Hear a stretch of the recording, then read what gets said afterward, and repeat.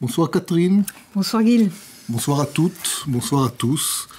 Bienvenue à la 9e émission de Studio Lacan de ce samedi 5 février. Au programme de cette émission, Un divan dans le monde avec Brigitte Estève Belbeau et Arnaud Alessandrin sur une circulaire du ministre de l'Éducation nationale dont le but est de lutter contre la transphobie dans les écoles et aménager une place pour les sujets dits trans dans les établissements scolaires.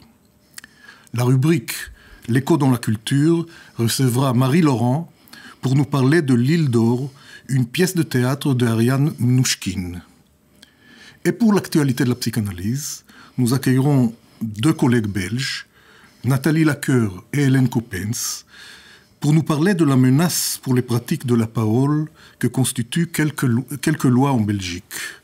Mais nous commençons comme d'habitude par notre rubrique « Un divan dans le monde ». C'est parti.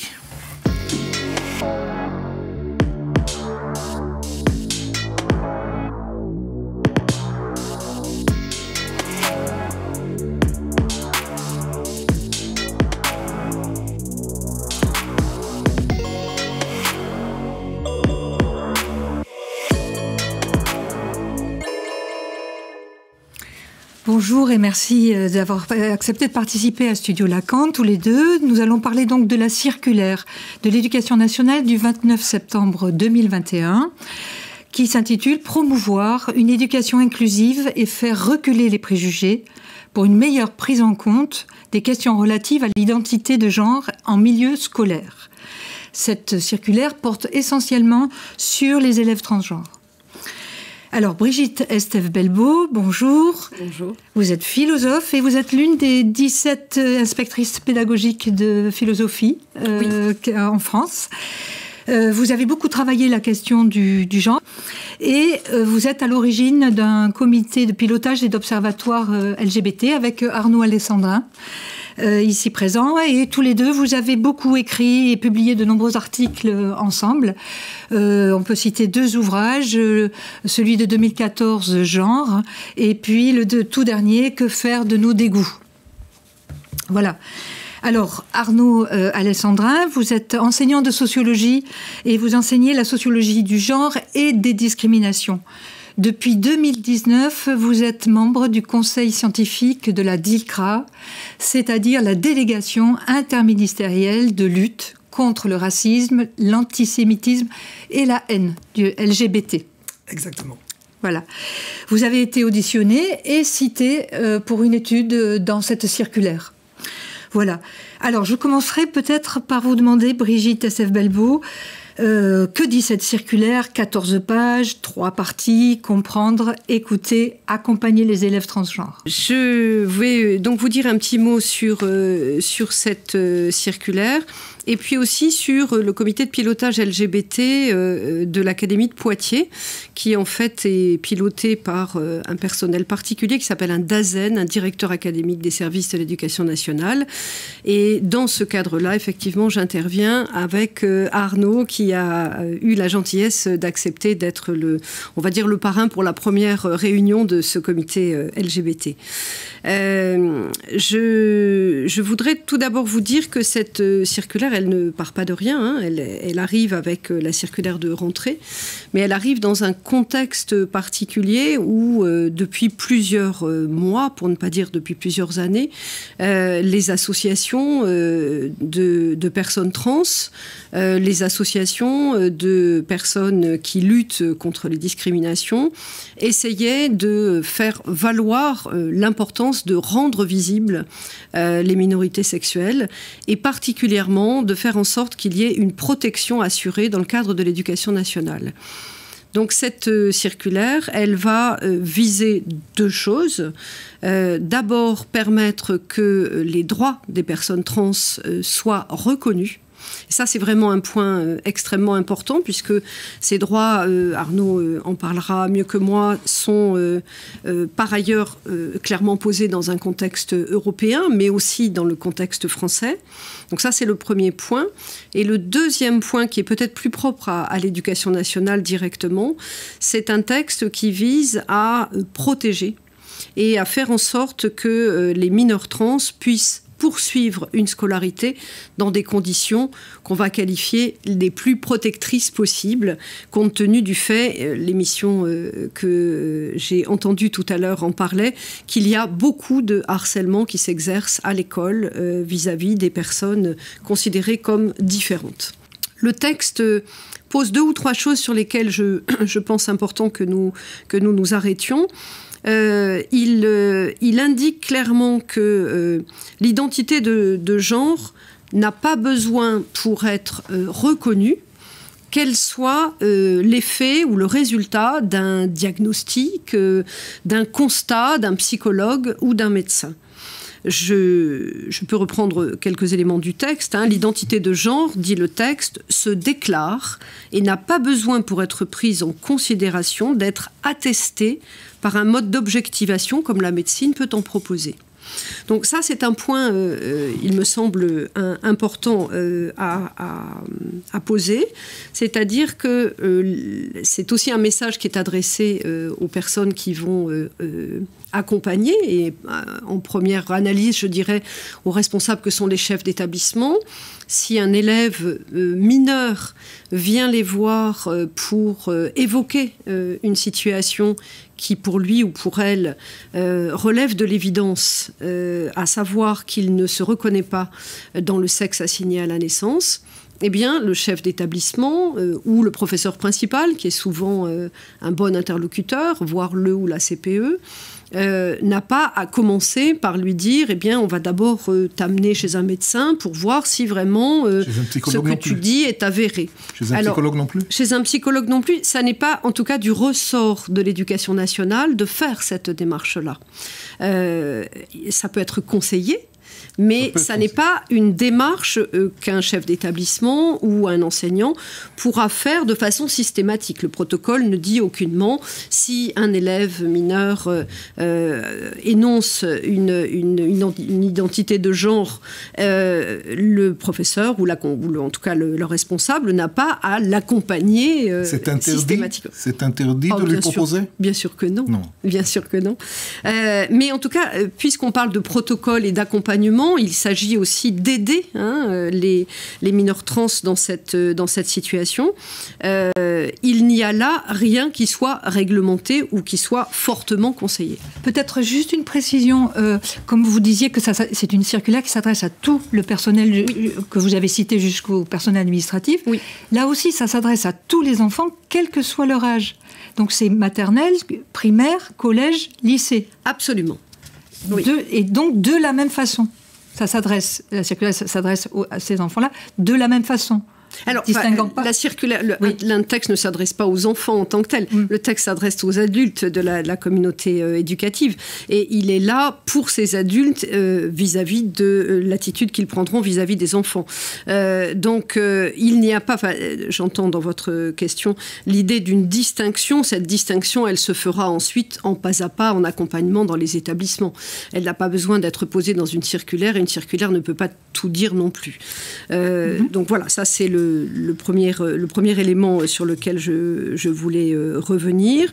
Et puis, peut-être juste ajouter, mais je répondrai bien sûr à toutes vos questions, que l'idée qu'il y ait dans certaines académies, pour accompagner justement ce texte, entre autres, des comités de pilotage LGBT, l'idée c'est que de ces comités naissent des observatoires de ce qui se passe dans les établissements.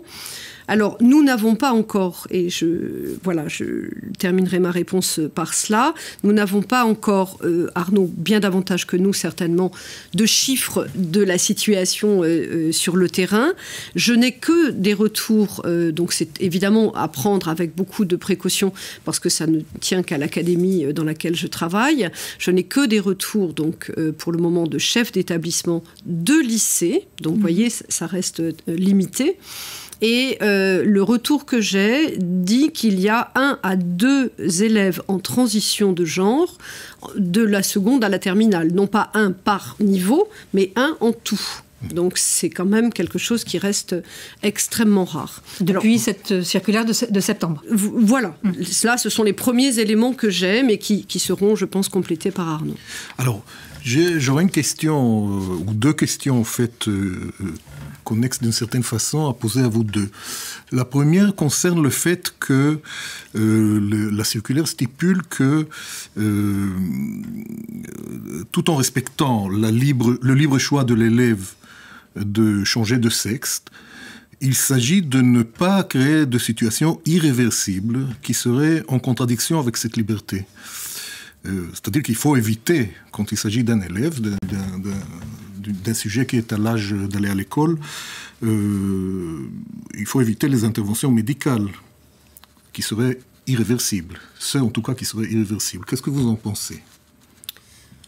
Je t'en prie, vas-y. Peut-être dire 2 points sur cette circulaire et donc sur les questions que vous posez.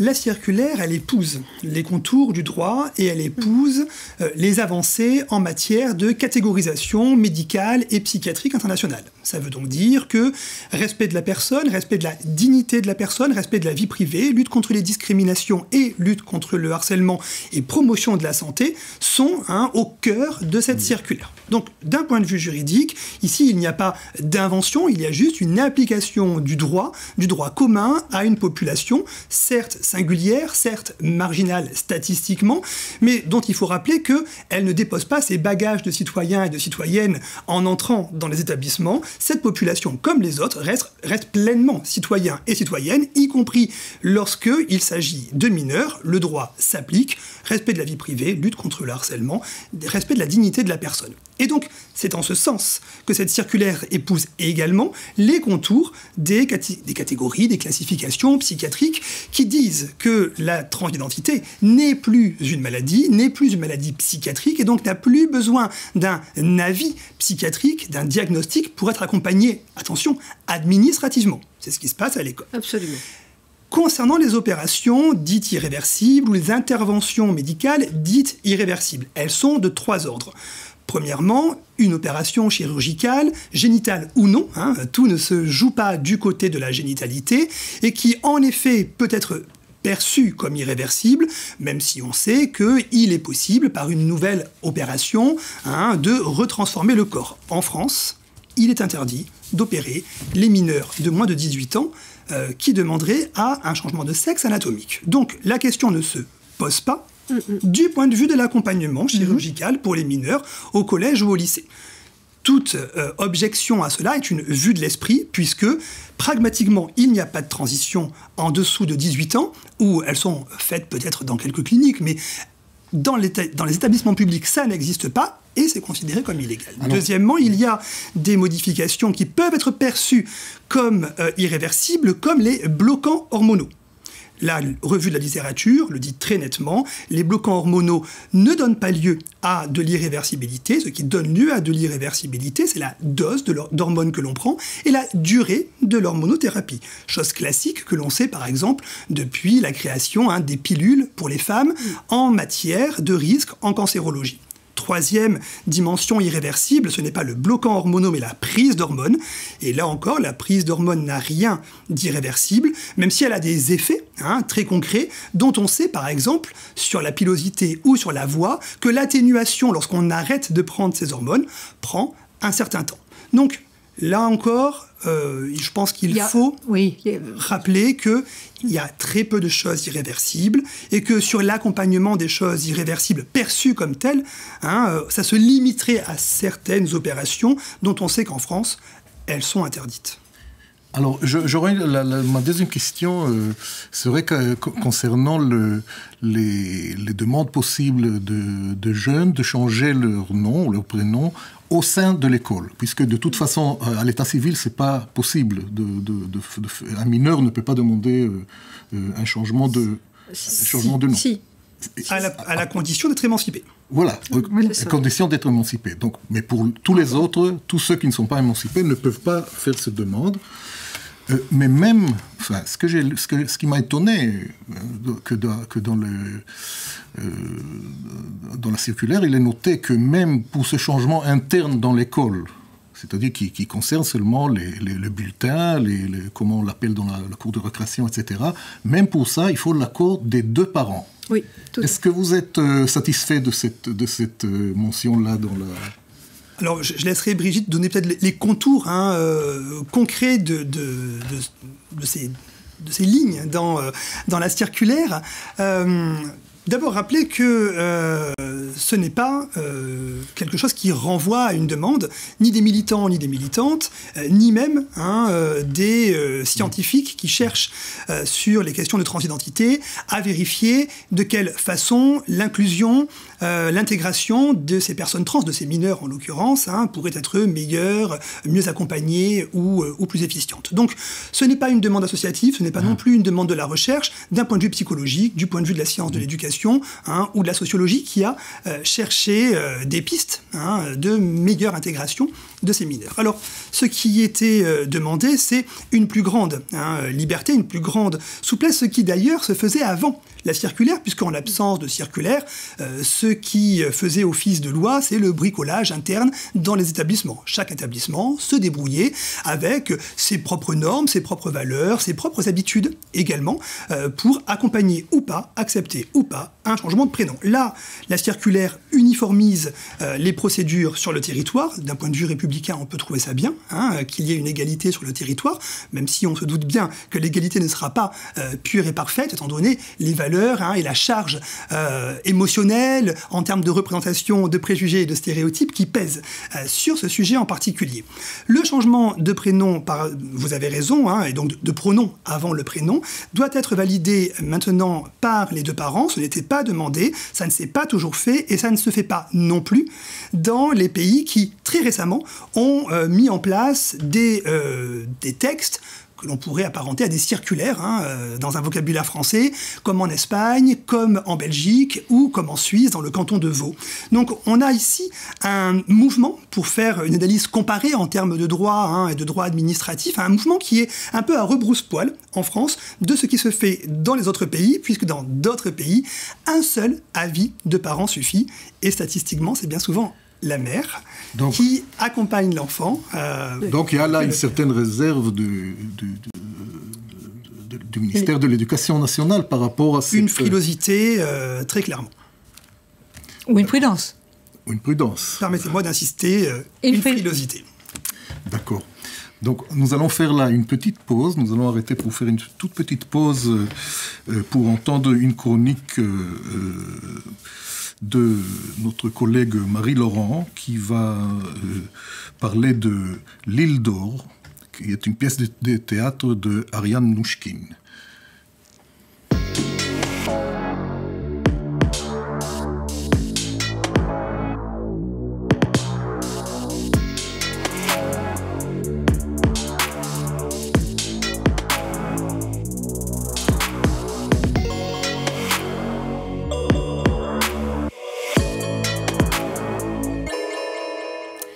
Bonjour Marie-Laurent, vous êtes psychanalyste, membre de l'école de la cause freudienne et de l'Association mondiale de psychanalyse, et vous avez été pour nous, pour le studio Lacan, écouter une pièce de théâtre dont vous allez nous parler, L'Île d'Or, de Ariane Mnouchkine.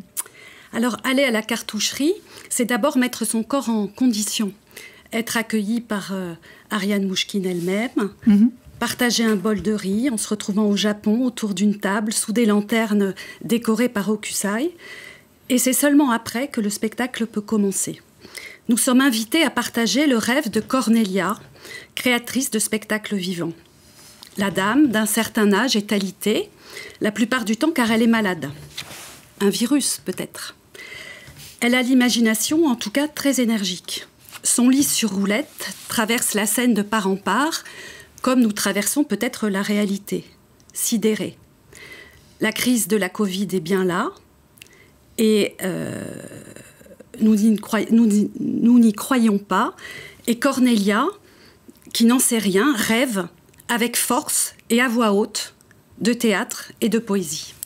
De quel rêve il s'agit, Marie? Alors, sur l'île d'Or, quelque part, dans la mer du Japon, 2 sœurs coriaces cherchent à monter un festival international de théâtre, malgré les manigances de mafieux qui cherchent à les en empêcher.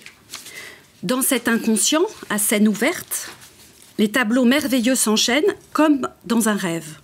Les situations sont cocasses, le rythme effréné. Les personnages sont tantôt héroïques, comme le docteur Lee, celui qui a révélé la réalité du virus, ou tantôt cyniques, comme par exemple ce milliardaire brésilien, Hamid Jair, responsable d'une Amazonie en feu. Vous avez compris que s'invite à la fête le désordre politique et social du monde. La mise en scène, inspirée d'Uno, est féerique. Tout respire l'inventivité, tout éveille la curiosité. Et nous sommes tout autant appelés à exercer notre oreille à la langue élégante et à la composition musicale de Jacques Lemaître. Les rêves sont-ils la réponse à demi consciente de Cornelia à l'horreur qui vient? Le corps qui lâche, l'isolement forcé, le monde comme à l'arrêt. Ils n'appellent en tout cas ni déchiffrage, ni interprétation. Grâce à eux, grâce au théâtre, Cornelia peut tenir le coup et finir par se réveiller. Ce personnage est inspiré par le réel traversé par Ariane Mouchkine, qui, elle aussi, a été malade du virus. Les 2 sœurs du rêve sont-elles Hélène Xissous, l'amie de Lacan, et elle-même, Cornelia Ariane, tandis que le théâtre du soleil est le rêve, lui en acte, de Mouchkine et de quelques autres. Alors le théâtre de la Troupe du Soleil est un théâtre politique. Et qu'en est-il là, la question du rêve? Et si ça l'était, en effet, politique de s'intéresser au contenu des rêves? Et si ils étaient le lieu de résistance ultime du sujet? Et si ils étaient le lieu de la réalisation de leurs désirs? Et si les rêves, à l'instar de ce qu'en dit Lacan, n'étaient pas inspirés par le désir de dormir, mais que Cornelia rêve, agitée par le désir de réveil? Je prends une petite scénette qui le laisse entendre. Dans un espace-temps qui vacille, Cornelia retombe en enfance et imagine retrouver sa mère, elle-même confinée en EHPAD. La rencontre passera donc par écran interposé. Elles se parlent. « Ma petite fille, maman, ma petite maman ». Mais au-delà de la situation inhumaine, au-delà des mots doux qui tentent d'y pallier, les 2 ne s'écoutent pas et la violente grimace de la mère lorsqu'elle goûte le croissant que lui a fait passer sa fille témoigne de la rencontre manquée. Voilà, chacun parle tout seul, mais peut choisir de continuer quand même de s'adresser aux autres et pas n'importe comment. C'est cela, la politique. Loin de tout désespoir ou défaitisme ambiant, le spectateur sort, gaiement convoqué par cette humanité à laquelle il appartient. Pourvu qu'il soit inspiré par le maniement hardi et délicat de la langue du théâtre du soleil. Très grand merci Marie. Jusqu'à quand on peut voir cette pièce? Jusqu'au 31 mars. À la cartoucherie? C'est ça. Merci. Merci beaucoup pour Studio Lacan. Merci Marie, restez avec nous. Nous allons continuer notre discussion. Cette fois, là, on va déplacer un petit peu le centre de la discussion. On va continuer à parler avec Brigitte Estève Belbeau et Arnaud Alessandrin, mais ceci à partir du livre d'Arnaud Alessandrin, « Déprivilégier le genre ». J'ai essayé de saisir, de déchiffrer ce que c'est finalement déprivilégier le genre. Alors, si je comprends bien, vous allez me corriger, l'idée même du genre garde en elle la trace du patriarcat, d'une certaine façon. C'est-à-dire que vous dites que le genre implique une certaine viscosité, C'est-à-dire, il fallait que je vérifie ce que ça veut dire. C'est-à-dire que le genre résiste à la fluidité, à l'improvisation, à l'innovation. Le genre assigne, classe. Il est arbitraire. Et c'est pour cela que vous proposez le déprivilégié. Vous dites aussi qu'il n'y a pas d'extérieur au genre. Et en même temps qu'on n'efface pas le genre. Que c'est on peut le desserrer, introduire un peu de jeu, mais on ne peut pas l'effacer. De votre côté, donc il y a comme une espèce de tension dans votre livre, parce que de votre côté, vous prônez un dépassement du genre, et donc vous voulez dépasser ce qui ne peut pas être dégommé, ce qui ne peut pas être dépassé peut-être. Enfin, vous avez cette... Alors, ma première question était, finalement, c'est comme une espèce de prison. Le genre est une prison, on est assigné, on est là, on ne peut pas faire autrement. Qui est le geôlier de cette prison? Alors, peut-être dire que déprivilégier le genre, c'est une esquisse en quelques gestes. Et je n'ai pas la solution pour déprivilégier le genre. Je donne des pistes sur des travaux concrets, sans prétention donc universelle, en travaillant sur des figures, des mouvements, le mouvement drag queen, le mouvement trans, le mouvement non-binaire, à partir d'une perspective féministe. C'est cela qui m'intéresse, et il y aurait bien sûr des milliards, j'imagine, d'autres façons de s'engager dans un processus pour déprivilégier le genre. Le mien s'arrête là, tout simplement parce que mes recherches s'arrête là. J'ai voulu que ce livre soit à la fois un essai, mais aussi un apport de preuves scientifiques. Donc, je me suis arrêté à mes travaux pour dire en effet que le genre, ce n'était jamais une exacte répétition, ce que Judith Butler a pu dire, bien avant moi, bien mieux que moi, très probablement, mais que le genre, ça ne pouvait pas non plus être une fluidité totale. On était toujours rattrapé par des normes de genre, d'où le sous-titre de ce livre, être tout contre les normes de genre. On n'est jamais dans une opposition totale aux normes. Parfois on s'y loge, parfois on trouve qu'elles nous proposent un confort, ces normes. D'autres fois, on s'y oppose radicalement sans pouvoir totalement les changer. Et c'est ça l'idée de la viscosité, être dans ce milieu entre une solidité pure et une liquidité totale. Alors, c'est vrai, dit comme ça, que le genre apparaît comme une prison, mais défini selon une viscosité, une prison molle, une prison dont on pourrait sortir. Et c'est ça qui est intéressant avec ce parallèle avec la physique. Qui tient les clés, qui détient les clés de la prison? On a pu le voir avec la discussion précédente des habitudes culturelles, politiques, et donc des traductions en texte, en circulaire, en organisation sociale, mais aussi des représentations, des théories qui vont architecturer des pratiques médicales, pédagogiques, qui vont créer des inégalités et donc des privilèges pour les uns, et une absence de privilèges, momentanés ou totales, pour les autres. Parfois même, nous détenons nous-mêmes la clé de notre propre prison, puisque nous emmagasinons des stéréotypes, des préjugés.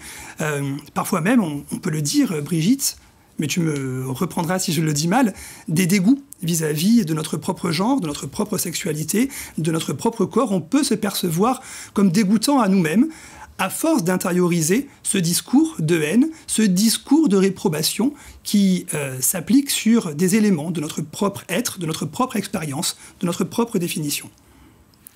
Oui, vous avez voulu dire un mot sur cette question? Oui, il faudra être court parce que là, on arrive bientôt à la fin de notre rubrique, mais... Je vais faire ça de manière très concise. Oui. Je vais reprendre juste ce que venait de dire Arnaud. Je pense que regarder la question à partir de la viscosité ou la fluidification du genre, on a aussi cette idée de la fluidité du genre qui nous ouvre cette autre piste. C'est aussi une manière éthique de poser les difficultés, c'est-à-dire qu'au fond, ce que nous souhaitons voir émerger, c'est la possibilité pour de plus en plus de vies d'être reconnues et non pas d'être à la marge ou en dehors des vies que nous pouvons considérer comme normales. Je pense que c'est important qu'on prononce ce terme-là. On est pris dans un étau de normes et l'idée du travail que l'on peut mener au niveau universitaire, c'est justement de permettre à des vies d'être reconnues pour qu'elles soient vivables. Alors, Catherine a une question à poser, mais juste une petite question par rapport à ce que vous avez dit déjà. Vous avez dit que votre démarche est féministe. Est-ce que vous pouvez dire un mot, vraiment en deux phrases, ou même une phrase et demie, sur ce que c'est cette convergence entre la question trans et le féminisme? En quoi ça s'articule? L'histoire du féminisme nous a appris au moins deux choses. La première, c'est la nécessité de l'égalité, de l'horizon égalitaire, et qu'on ne peut pas faire passer cette condition de l'égalité, qui est une condition du vivre ensemble, qui est une condition de la démocratie, sur l'autel de la nature. La nature aurait fait des inégalités, la société donc se doit de la reproduire. Le féminisme nous a appris ça, qu'on peut dépasser nos préjugés et les constructions sociales et anthropologiques de l'inégalité fondée soi-disant en nature. Et les transidentités, je crois, comme les questions LGBT plus généralement, marchent dans le pas du féminisme à cet égard.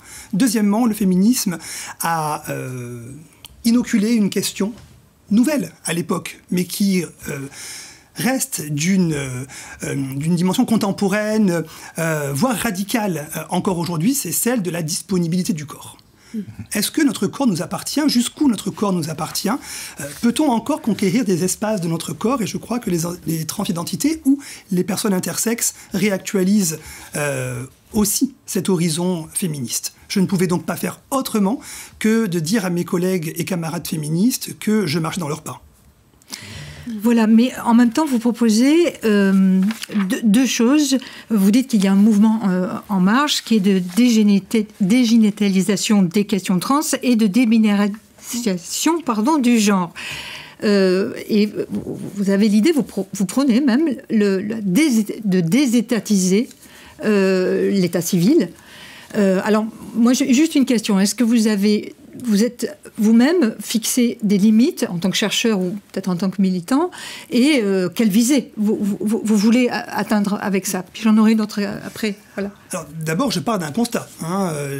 Comme tout propos scientifique, une recherche sur la base d'entretiens, d'éléments statistiques, nous montre que les expériences, notamment des mineurs, LGBTI, pour aller jusqu'au bout de l'acronyme, se dégénitalise, c'est-à-dire qu'il n'est plus besoin de vérifier constamment que nous avons un sexe pour avoir un genre.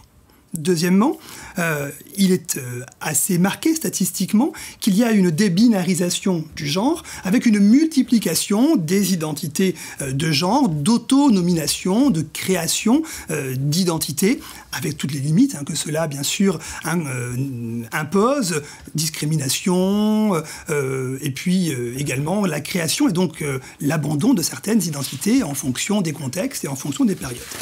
Une fois qu'on a fait ce constat, qui n'est pas une volonté pure de ma part, qui est un constat sociologique partagé d'ailleurs au niveau mondial, de débinarisation et de dégénitalisation, on en est à se demander jusqu'où l'état civil peut-il imposer une binarité, jusqu'où l'état civil peut-il imposer une linéarité du sexe et du genre, là où les expériences des individus, aujourd'hui, déborde de ces catégories. C'est d'ailleurs ce qu'a proposé récemment la Belgique, c'est d'ailleurs ce qu'a proposé récemment l'Espagne, d'assouplir ces normes de genre, d'assouplir le changement de genre, d'assouplir également la possibilité de changer la mention de sexe ou de prénom à l'état civil. Alors, désétatiser l'état civil, ce n'est pas dire de l'état civil qu'il ne renvoie plus à l'état, c'est dire qu'il existe des espaces de l'état civil qui peuvent être rendus à l'individu. Ça veut dire aussi que l'État, sur ces questions de sexe ou de genre, peut aussi peut-être dire à l'individu « je te fais confiance ».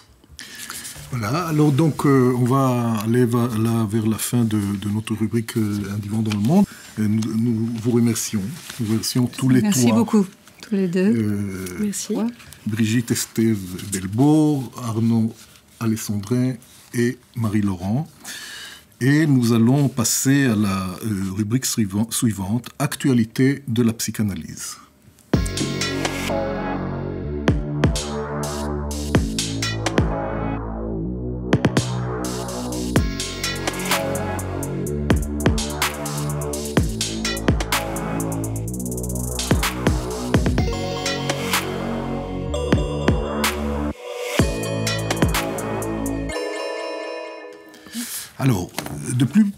depuis plus que 20 ans, on constate une volonté politique de régler le champ psy en Belgique.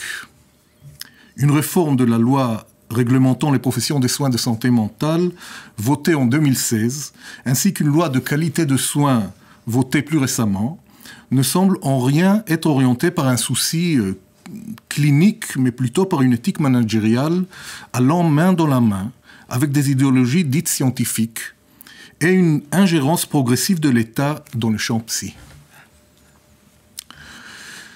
En tant que psychanalystes, nous sommes évidemment, nous nous considérons concernés par ces atteintes portées aux pratiques de la parole. Nos deux invités vont nous éclairer sur cette situation. Hélène Coppens, membre de l'association de la cause freudienne en Belgique, est la présidente actuelle de l'Appel Psy, une association professionnelle francophone de psychologues cliniciens. Nathalie Lacoeur, qui est ici, donc Hélène Coppens, malheureusement, n'a pas pu nous rejoindre sur le plateau, donc elle sera avec nous à distance. Nathalie Lacoeur, psychanalyste et membre de la New Lacanian School, et ex-présidente de CLIPSY, donc, qui est une association néerlandophone sœur de l'Appel Psy en Belgique. Nous commençons par la question suivante. Pourquoi la fondation de ces deux associations professionnelles? Nathalie. Oui. Bonjour. Nous avons créé ces deux associations en 2016 dans la suite de cette nouvelle loi sur la réglementation des professions de soins de la santé mentale. La ministre d'alors estimait que le champ psy était trop complexe, trop dispersé, avec trop de pratiques trop différentes et parfois charlatanesques, et avec des patients qui allaient un peu partout.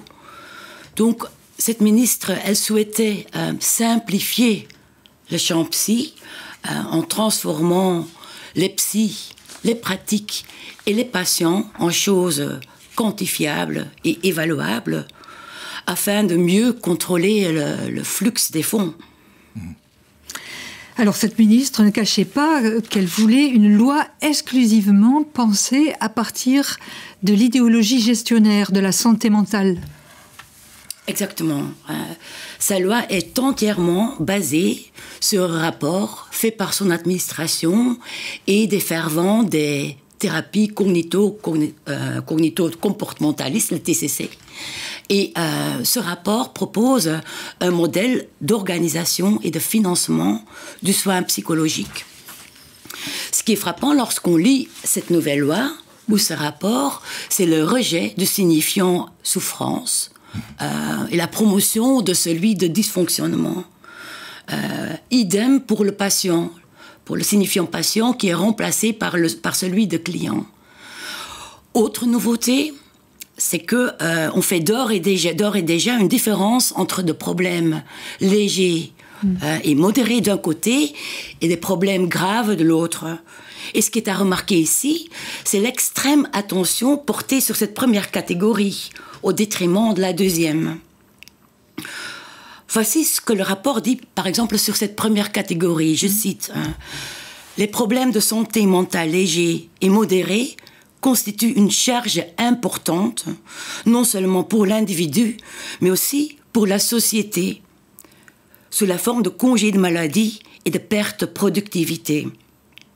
Les soins promus, dans ces cas, visent, je cite, à retrouver l'énergie et la résilience sur le marché du travail, bien sûr. Donc, pour revenir à votre première question, c'est face à l'érosion imminente de la clinique, face à l'attaque des pratiques où la souffrance et la parole toujours subjective occupent une place centrale, qu'il nous a semblé urgent de fonder ces deux associations. CLIPSY et Appel Psy représentent donc les psychologues cliniciens qui s'opposent contre la prescription des traitements protocolaires pour des problèmes objectivés et défendent la liberté du patient à choisir son psy et son traitement. Donc, loin d'être corporatiste, le seul enjeu, c'est de se battre pour la préservation de l'éthique qui nous oriente en la clinique et qui est celle de la psychanalyse. Oui, merci de tout ce combat, et merci aussi de ce que vous nous amenez. On va continuer, on va poser une question à présent à Hélène, on va s'adresser à Hélène pour lui poser une question. Dans une lettre récente aux parlementaires belges, vous élevez, au nom de l'association Appel Psy, contre la violation du secret professionnel. Est-ce que vous pouvez nous en dire un mot là-dessus? Oui, tout à fait. Donc, effectivement, il y a toute une suite de lois qui modifient le statut du psychologue dans les soins de santé en général. Et il y a récemment une loi dite de qualité de soins qui est apparue et qui a des conséquences, qui pourraient avoir des conséquences, puisque les arrêtés d'application n'ont pas encore été, ne sont pas encore parus. On les attend pour le moment. Évidemment, si on impose des pratiques standardisées, l'objectif est aussi d'évaluer et de mesurer et d'imposer des méthodes aux psychologues et de soumettre au fond les psychologues à toute une série de techniques qui ne sont plus différenciées de techniques médicales et de techniques de rééducation. Dans le cadre de cette loi, ce qui se passe, c'est que comme le psychologue est devenu un professionnel de santé, il va être soumis, comme tous les autres professionnels de santé, à devoir remplir un dossier numérisé. Pour permettre soi-disant un meilleur partage des données. Et la conséquence, c'est que les psychologues devraient encoder toute une série d'informations concernant les problèmes de leurs patients, le contenu des séances, etc. Donc même si le patient peut refuser le partage avec d'autres professionnels, ça porte pour nous évidemment atteinte au droit fondamental d'avoir une intimité psychique. Et donc la possibilité même de pouvoir se confier en toute sécurité. C'est très insidieux. Sous couvert d'améliorer la qualité des soins, on met les patients et les professionnels sous contrôle et en portant atteinte à ce qui permet la qualité des soins, c'est la confiance. Voilà, alors on fixe des informations comme un diagnostic à vie, puisqu'on sait qu'une fois que les informations sont numérisées, elles sont ineffaçables et potentiellement exploitables à d'autres fins. Donc pour nous, si cette loi passe, ça annonce la fin de la pratique clinique dans le système de soins de santé publique. On peut craindre des utilisations sécuritaires, des dépistages précoces, et on sait que des outils d'évaluation algorithmique sont à disposition pour ce faire. Merci. Nathalie, Lacan anticipait un procès de ségrégation comme conséquence de l'introduction de l'universalisation par la science, l'introduction dans la civilisation, de l'universalisation. En avez-vous des témoignages? Oui, mais oui. Donc, on a de bonnes pratiques, de bons psys, et alors aussi de bons clients. Et les bons clients, ce sont ceux qui, en parcourant le protocole prescrit dans le délai prévu, atteignent le comportement souhaité, par exemple la reprise de travail. Et dans le rapport que j'ai mentionné tout à l'heure, ils sont appelés le capital humain. Mais bien évidemment, pas de bons clients sont de mauvais. Alors, ce sont les êtres humains qui n'arrêtent pas de mal réagir au trajet de soins imposés. Conclusion, ils sont intraitables, ce qui est corrélatif de la forte augmentation de sans-abri. Un autre destin encore plus noir, c'est la mort assistée.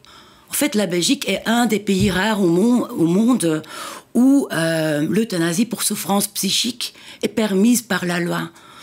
Cette loi date d'il y a 20 ans et soulignons quand même que c'est contemporain des premiers efforts de régler le champ psy.